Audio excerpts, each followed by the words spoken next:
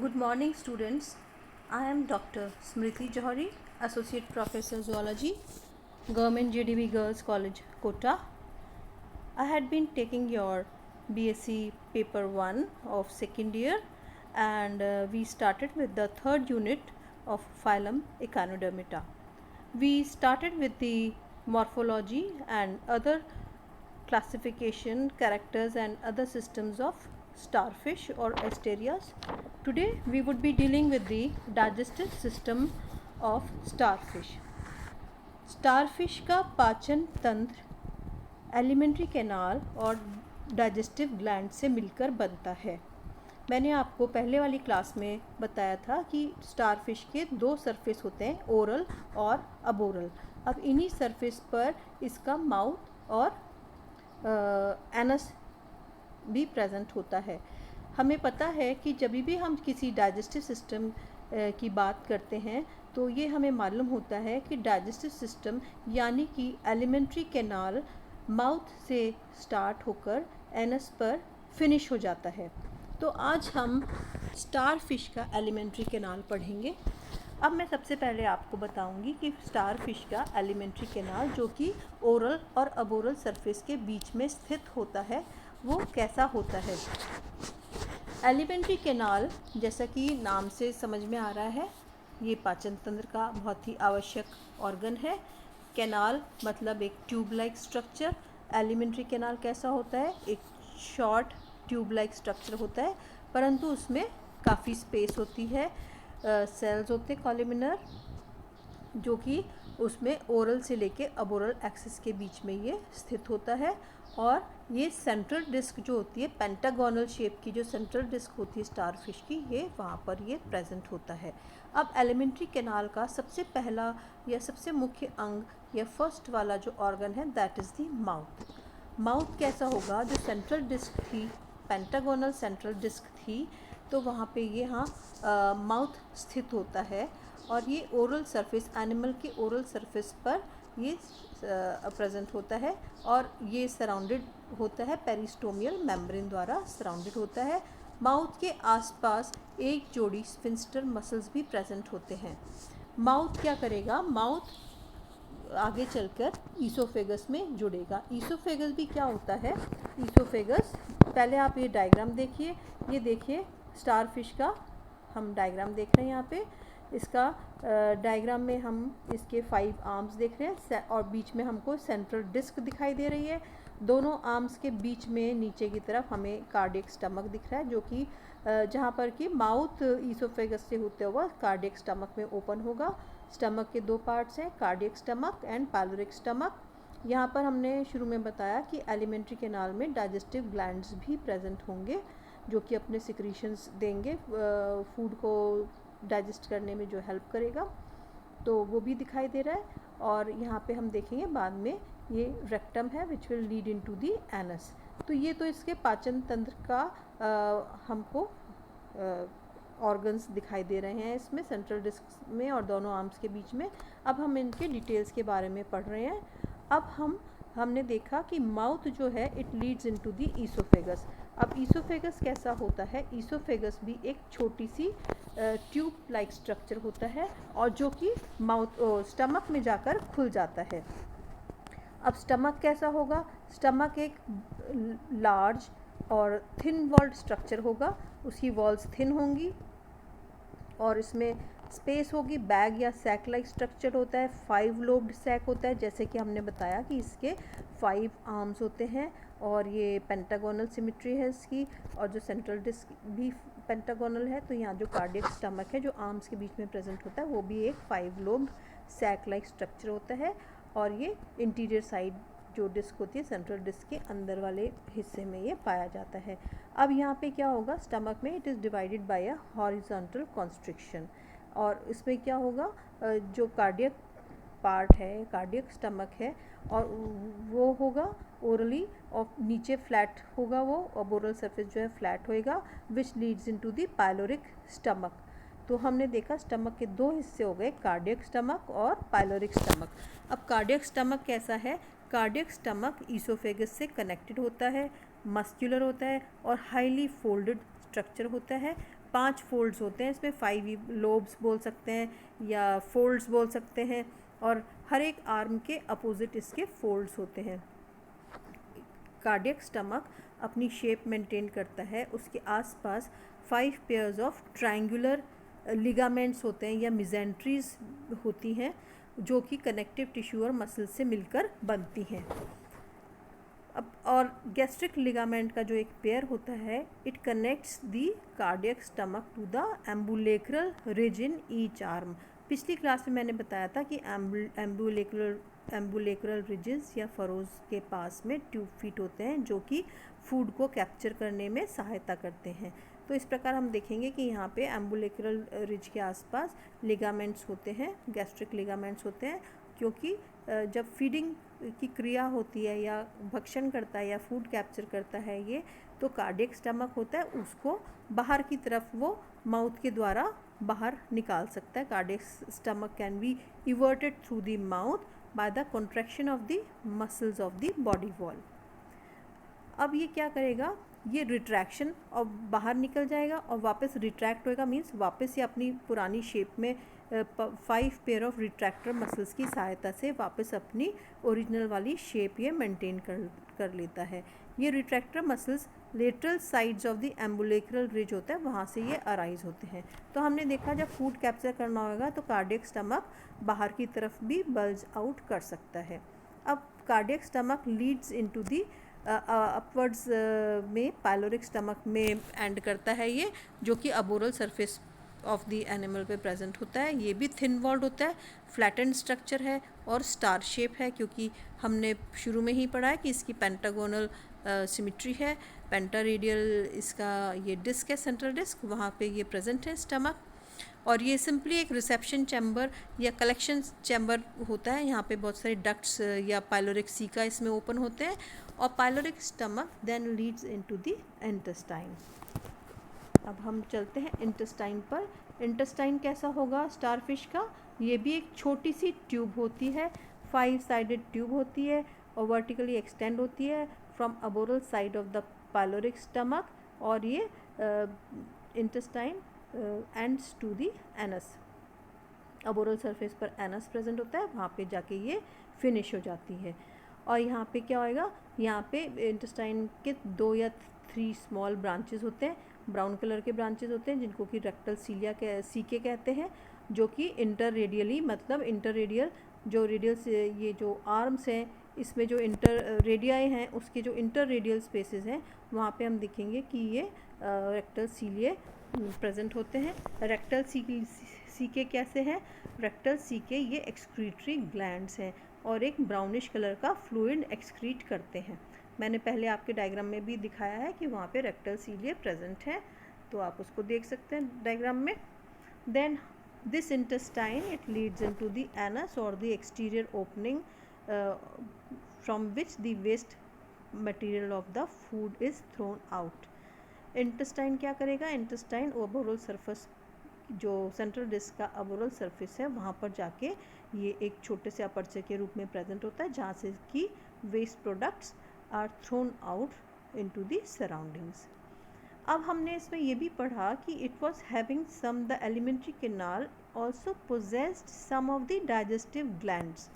पहले हमने rectal C K के बारे में बात करा कि वो एक्सक्रीटरी ग्लैंड्स थे, अब हम यहाँ पे डाइजेस्टिव ग्लैंड्स के बारे में बात कर रहे हैं। एस्टेरियास और स्टारफिश में 10 पेयर्स ऑफ लॉन्ग ब्राउनिश और ग्रीनिश पाइलोरिक सीके प्रेजेंट होते हैं। ये 2 पाइलोरिक सीके हर एक आर्म में प्रेजेंट होते हैं, जिसके कारण कि वो टोटल संख्या इनकी 10 हो जाती है। और ये एक ग्लैंडुलर मास होता है या ग्लैंडुलर सेल्स होते हैं, जो कि सीलोम हर एक आर्म के सीलोम में एक्सटेंडेड होते हैं। अब ईच पाइलोरिक सीकम क्या करेगा, इसमें डबल रो ऑफ लोब्यूलेटेड या लोब्स होते हैं, सैक्स होते हैं, जो कि सेंट्रल ट्यूबुलर डक्ट होता है उसमें ओपन होते हैं।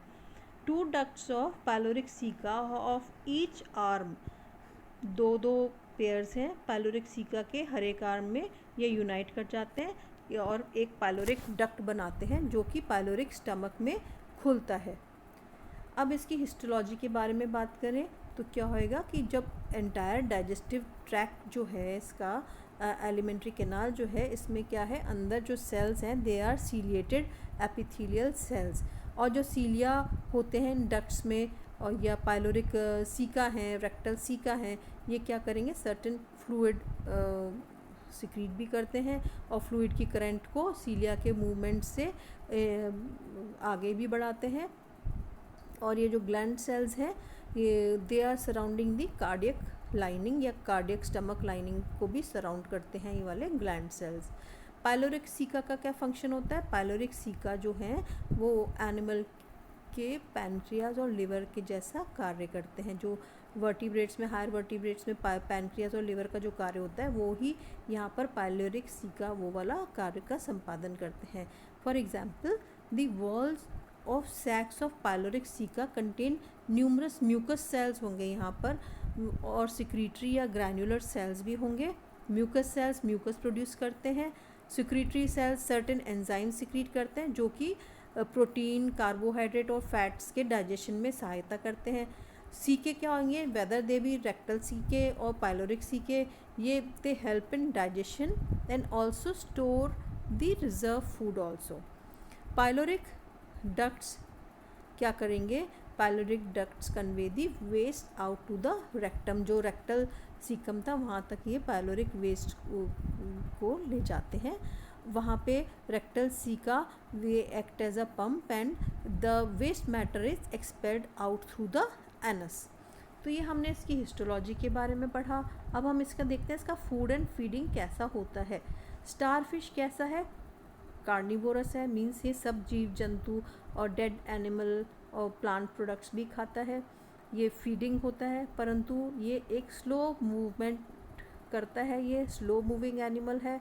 बट मेनली मॉलस्क जैसे कि oyster, clams, mussels, snails etcetera जो हैं वो भी धीरे धीरे मूव करते हैं, पर उनको भी ये उनके सॉफ्ट बॉडी पार्ट्स को ये अपना फूड बना लेता है। छोटी फिशेस हैं, क्रैब्स हैं, बार्नेकल्स वगैरह जो होते हैं उनका भी ये भक्षण करता है। अब ये इसका जो शिकार होता है उसको कैसे कैप्चर करता है, क्योंकि इसकी बॉडी कैसी है, रफ सरफेस है, वहाँ पे ट्यूब फीट हैं, टेंटिकल्स हैं, तो और इसके आर्म्स में भी क्या है, टिप ऑफ द आर्म्स में टेंटिकल्स है। और ट्यूब फीट क्या करेंगे, they are folded over by the arms, और ट्यूब फीट में सकर भी होते हैं जिसके कारण कि अपने प्रे के ऊपर ये अटैच हो जाता है और उसको ग्रैब कर लेता है, उस प्रकार से वो अपना शिकार कर लेता है। और यहाँ पे हमने देखा कि कार्डियक स्टमक भी माउथ के थ्रू बाहर निकल आता है मसल्स के एक्शन से, और जो प्रे जो ट्यूब फीट ने कैप्चर किया उसके चारों तरफ वो उसको घेर लेता है और वापस रिट्रैक्टर मसल द्वारा ये वापस बॉडी के अंदर चला जाता है। इस तरह से छोटे छोटे एनिमल्स जो होते हैं, जो इसका प्रे होते हैं, इसका शिकार जो होते हैं, वो अंदर स्वॉलो कर लिए जाते हैं। और स्टारफिश क्या करेगी, शेल्ड मॉलस्क होते हैं जैसे ऑयस्टर है, यूनियो, पाइला, अदर बाइवॉल्व्स होते हैं, उनको भी कैप्चर कर लेती है, उनके ऊपर स्टिक कर लेती है।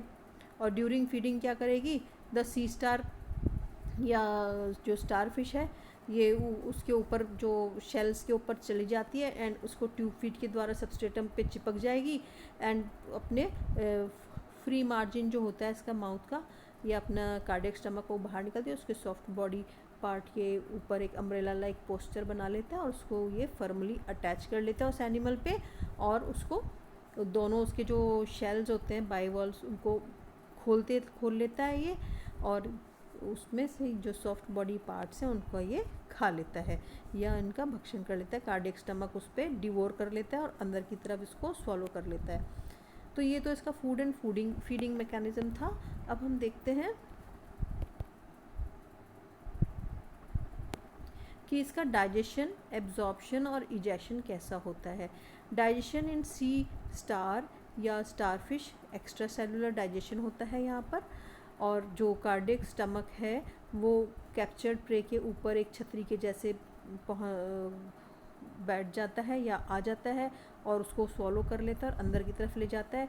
और ये सी स्टार है या स्टारफिश है, इसमें डाइजेस्टिव एंजाइम्स रिलीज होते हैं पाइलोरिक स्टमक के सीके द्वारा, और कार्डियक स्टमक के जो ग्लैंडुलर सेल्स होते हैं उनके द्वारा भी एंजाइम्स सिक्रीट करे जाते हैं जिससे कि प्रे मूव नहीं कर पाता और ये इसको भक्षण कर लेते हैं। और ये एंजाइम्स क्या करेंगे, प्रोटीन, कार्बोहाइड्रेट, फैट सबका डाइजेशन कर सकते हैं। ये प्रोटीन्स को पेप्टोन्स में कन्वर्ट कर लेते हैं, पेप्टोन्स एंड अमीनो एसिड्स में, पॉलीसैकेराइड्स को या कार्बोहाइड्रेट्स ग्लूकोज एंड फैट्स में ब्रेक डाउन कर लेते हैं, लिपिड्स को फैटी एसिड्स एंड ग्लिसरॉल में ये ब्रेक डाउन कर लेते हैं। अल्टीमेटली इनका डाइजेशन कंप्लीट होता है, उसके बाद इनका एब्जॉर्प्शन भी हो जाता है।